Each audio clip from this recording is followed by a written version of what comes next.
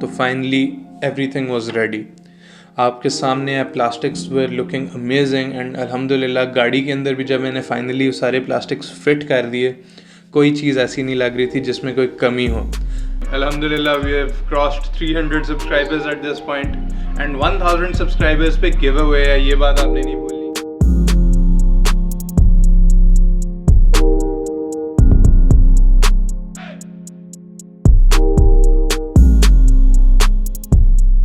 Assalamualaikum everyone, good morning and welcome back to Nightmare Autos. I've been putting off this video for a while, लेकिन मेरी Corolla की restoration में बहुत सारे steps में दरमियान में खा गया हूँ। लास्ट आपने देखा था कि गाड़ी के अंदर इंजन फिट हुआ है, उसके बाद जो अगली वीडियो आई है उसमें मैं नथिया के लिए जा रहा था, जिसमें 6 months का गैप था, but that is a huge gap जिसमें मैंने बड़ा काम किया था गाड़ी का। एंड वो सारी फुटेज मेरे पास रिकॉर्डेड पड़ी थी and finally we come back to how I repaired all of the interior plastics and finally आज मैं आपको दिखाने लगा हूँ। तो गाड़ी का जो इंटीरियर था, जैसा कि आपने देखा था, एक 50 साल पुरानी गाड़ी हमने और ख़रीदी 80,000 की, जिसके अंदर इंटीरियर वगैरह कंप्लीट था, लेकिन क्योंकि सारे प्लास्टिक्स 50 साल पुराने थे तो टूटे फूटे थे, ख़राब थे, पेंट वगैरह उड़ा हुआ था एंड मिसिंग तो मैं नहीं कहूँगा, but they were different from what I could fit in my car. तो अब प्लास्टिक्स रिपेयर करने के लिए आपके 4 मेन स्टेप्स होते हैं। पहला स्टेप है प्लास्टिक्स को क्लीन करना अच्छे तरीके से।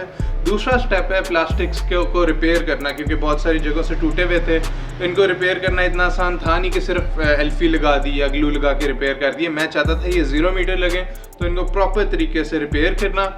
और फिर थर्ड था इनकी बेस बनाना, क्योंकि ऑब्वियसली जब फाइनल उनकी एक फिनिश आनी है, उनके ऊपर पेंट होना है, तो उनके लिए नीचे बेस उसकी स्मूथ और बेहतरीन जैसे प्लास्टिक की है उस तरह की होनी चाहिए, वरना आउट ऑफ प्लेस लगेगा, ऐसे लगेगा दरमियान में रैंडम प्लास्टिक डिफरेंट है, तो वो हम नहीं चाहते थे।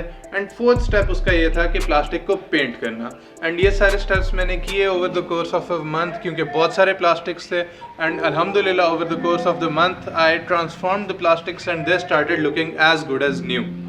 So without any further ado, let me show you how I converted plastics that look like this into plastics that look like this right now.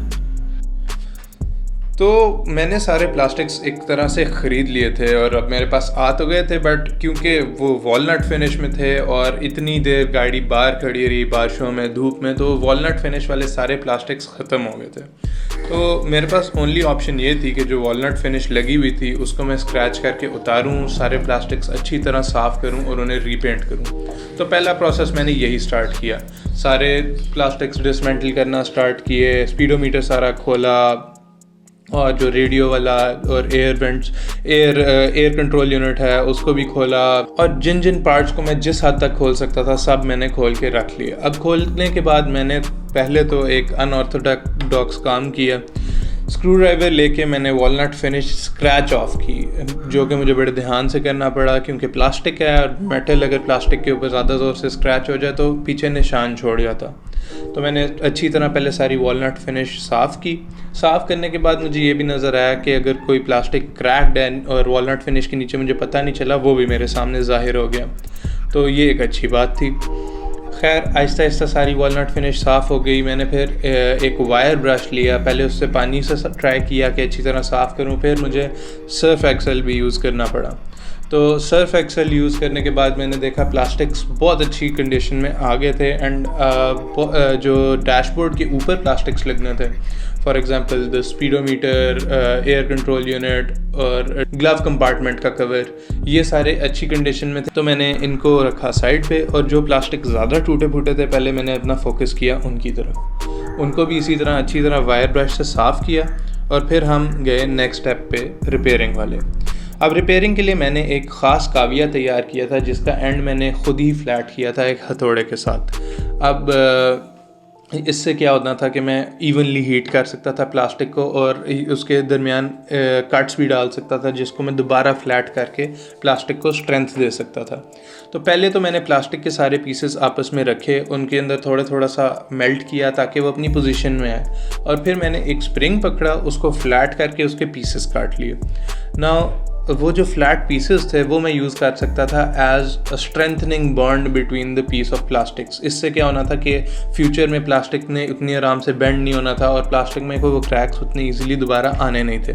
तो मैंने ये मेटल का पीस भी लगा दिया। अब जब सारे मेटल के पीस लग गए एजेस तक और मुझे श्योर था कि अब प्लास्टिक स्ट्रॉन्ग है, तो मैंने इसको मेल्ट करके और स्मूथ किया। जितना स्मूथ हो सकता था प्लास्टिक मैंने कर दिया। एंड फाइनली सारे प्लास्टिक्स जैसे कि आप देख सकते हैं रिपेयर हो गए थे and they return to their original strength. अब क्योंकि सारा कुछ अच्छा हो गया था, अपनी स्ट्रेंथ में आ गया था, तो अब स्टेज आ गई थी इनकी बेस बनाने के लिए। अगर आपने किसी भी चीज़ के ऊपर पेंट करना होता है, उसकी बेस बनाए बगैर आप पेंट करेंगे तो वो अनइवन आएगा और क्लियर लगेगा कि यहाँ से ये चीज़ ख़राब है। तो वो तो हम चाहते नहीं थे। हमने अपनी गाड़ी करनी थी 0 मीटर की तरह रिपेयर। तो अब हमने बनाना स्टार्ट की प्लास्टिक्स की बेस। प्लास्टिक्स की बेस बनाने का सबसे पहला स्टेप था जो एक्सेस प्लास्टिक मेल्ट होने के बाद बाहर निकला हुआ था या ऊपर नीचे हुआ था, उसको करना था स्मूथ। तो पहले तो हमने ज़्यादा ग्रेट वाले रेगमार के साथ उसको स्मूथ किया और थोड़ा सा हम डीप गए ताकि ना जो अगर कोई एक्स्ट्रा निकला भी हुआ है तो उसका कोई चांस ही ना बचे। फिर हमने क्या किया कि बॉडी फिलर लिया, पुटीन ली तो बॉडी फिलर हमने फिर जिस तरह गाड़ी के ऊपर लगाते हैं उसी तरह हमने मिक्स किया। मेरे पास 2 नैले थे, मैंने ये टेक्निक सीखी थी जब मेरे पास स्टारलेट थी। तो बॉडी फिलर तो मैं घर पे ही लगा लेता हूँ। मैंने कहा कि अब प्लास्टिक्स के ऊपर यही करना है और आप लोगों को भी करके दिखाना है ताकि आपके लिए भी आसान हो। ये बड़ा ईजी है, पेंटर्स ऐसे ही इतने पैसे ले लेते हैं, आप आराम से घर पे भी ये काम कर सकते हैं। खैर वापस वीडियो की तरफ आते हैं। बॉडी फिलर को अच्छी तरह मिक्स किया। मिक्स करने के बाद उसकी छोटी छोटी सी उसके ब्लॉब्स लिए और मैंने प्लास्टिक्स के ऊपर लगाना स्टार्ट कर दिए। तो प्लास्टिक्स के ऊपर ये बॉडी फिलर लगाने के बाद मैंने I let them out to dry. तकरीबन इनको घंटा मैंने सूखने दिया क्योंकि घंटे बाद मेरे हिसाब से इतना सा बॉडी फिलर अगर आप लगाएं it is good enough to go. अगर तो आप ज़्यादा लगाते हैं फिर कभी कभी उसे दिन भी सूखना पड़ता है, वरना आप अगर प्री मैच्योरली उसके ऊपर पेंट कर देंगे तो आपके पेंट में क्रैक्स आ जाएंगे। थोड़ा थोड़ा अगर आपने 1 मिलीमीटर से कम बॉडी फिलर लगाया हुआ है तो वो विद इन एन आवर आपके लिए रेडी है, आप उसके ऊपर पेंट कर सकते हैं। खैर मैंने उसी तरह किया। बॉडी फिलर जब रेडी हो गया तो मैंने उसे स्मूथ आउट किया। जिसे पहले तो एक दोबारा बड़ा रेगमार यूज़ किया ताकि मैं उसको उसकी शेप में लेके आ सकूं। फिर मैंने पानी वाला रेगमार या जिसे पेपर कहते हैं वो यूज़ किया। ये फाइनल स्टेप होता है। इसके बाद मोस्टली लोग पेंट की तरफ जाते हैं। इवन दो प्रोफेशनल पेंटिंग के अंदर एक आधा स्टेप और भी ऐड होता है। हमने प्लास्टिक्स को इस तरह गाड़ी के क्लियर कोट की तरह का तो हमने शाइन करना नहीं था, हम बस चाह रहे थे ये प्लास्टिक्स लगे तो हमने अच्छी तरह इनके यानी स्मूथ आउट किया, एजेस को स्मूथ किया, प्लास्टिक्स को की शक्ल सेट की और फाइनली हाथ फेर के जब मुझे ये फील हुआ कि ख़ास अनइवननेस रह नहीं गई तो मैंने फिर इसके फाइनल स्टेप की तरफ जाना बेहतर समझा। फाइनली सारे प्लास्टिक्स मैंने फिर रखे। अब आपके सामने आप देख रहे हैं ये वही कंसोल बॉक्स है जो इतनी देर पहले मैंने गाड़ी से निकाल के दिखाया था। उस वक्त तो आपको ये कबाड़ लग रहा होगा, लेकिन अब जैसे जैसे मैं इसे पेंट करता जाऊंगा आप भी देखेंगे और आप कहेंगे कि यार इस बंदे ने उस टाइम कुछ ना कुछ इसमें देखा ही था जो आज ये इसको अपनी गाड़ी में फिट करने लगा। तो मैंने सारा कंसोल बॉक्स रखा, अच्छे तरीके से पेंट किया। इसी तरह बाकी सारे पीसेस भी जो प्लास्टिक के थे वो पेंट किए। अब नॉर्मली लोग क्या कहते हैं कि पहले एक हल्का कोट करते हैं, एज अ प्राइमर कोट उसे यूज़ करते हैं, जिसके बाद बॉन्ड ज़्यादा स्ट्रॉन्ग होता है पेंट का। मेरी ज़रा आइडियोलॉजी डिफरेंट है। मेरा मानना ये है कि अगर आप पेंट की थिक लेयर भी कर दें और उसके बाद उसे हीट प्रॉपरली दे लें तो वो बॉन्ड बहुत स्ट्रॉन्ग हो जाता है और उसके बाद आपको ज़रूरत नहीं पड़ती कुछ एक्स्ट्रा करने की। तो मैंने उसी तरह किया। मैंने थिक लेयर ऑफ पेंट लगा दी एंड फिर मैंने इसे अपने गेट के ऊपर सूरज में सूखने डाल दिया। अब सूखने वाला स्टेप मैं तकरीबन मज़ीद आधा घंटा 45 मिनट इसको ड्राई होने देता हूँ, जिसके बाद मैं फिर इसे रख देता हूँ धूप से बाहर छाँव में रख देता हूँ। तो एक दिन के बाद जब सारे प्लास्टिक्स क्योर हो गए तो फाइनली एवरीथिंग वाज रेडी। आपके सामने है, plastics were looking amazing and अल्हम्दुलिल्लाह गाड़ी के अंदर भी जब मैंने फाइनली सारे प्लास्टिक्स फिट कर दिए कोई चीज़ ऐसी नहीं लग रही थी जिसमें कोई कमी हो। अल्हम्दुलिल्लाह हर चीज़ में से परफेक्ट शाइन और लुक उसकी परफेक्ट आ रही थी। तो ये सारा प्रोसेस था, how to convert 50-year-old plastics into brand new sparkling plastics. अल्हम्दुलिल्लाह हमारा टोयोटा करोला का प्रोजेक्ट एक स्टेप आगे, एक बहुत बड़ा स्टेप आगे गया क्योंकि हमने ये प्लास्टिक्स रेडी कर लिए थे। तो जैसा कि आपने देखा, it was like very precise, her step के अंदर बड़ी केयर रखनी पड़ी थी, ख़ास तौर पे रिपेयरिंग के टाइम, क्योंकि ना मैं सीधा सीधा काविया लगा के रिपेयर कर सकता था, प्लास्टिक्स को जोड़ के स्मूथ कर देता, बस पेंट ही करना था।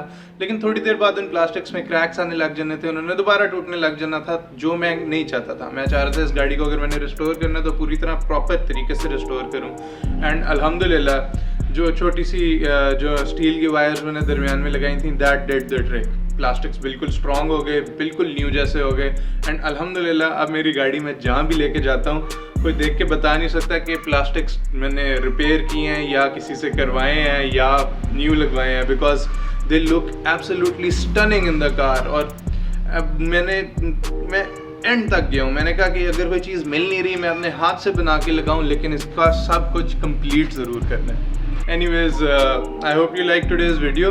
मैंने बहुत मेहनत की थी इन प्लास्टिक्स को रिपेयर करने में, and I hope this help you. अगर आप भी अपने घर पे प्लास्टिक्स रिपेयर करना चाहते हैं तो I am sure this video will help you out, and आपको बहुत सारे पैसे ज़ाया नहीं करने पड़ेंगे वर्कशॉप्स पे जाके।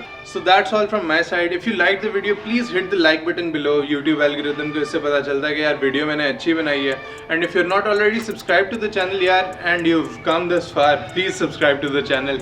It really helps me out a lot and it helps me make more content like this. It motivates me. Alhamdulillah, we have crossed 300 subscribers at this point and 1000 subscribers पे giveaway है, ये बात आपने नहीं भूलनी। इंशाल्लाह बेहतरीन किस्म का giveaway करेंगे, and I hope इस दफ़ा giveaway में competition भी बहुत ज़्यादा होगा, because मज़ा ही तब आता है यार कि जब बंदा competition से कुछ जीते।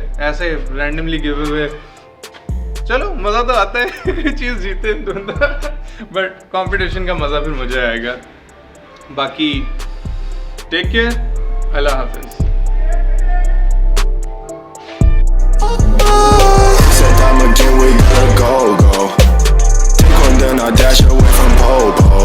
Yeah, snakes around my grass, they want my dough though. But I keep a 40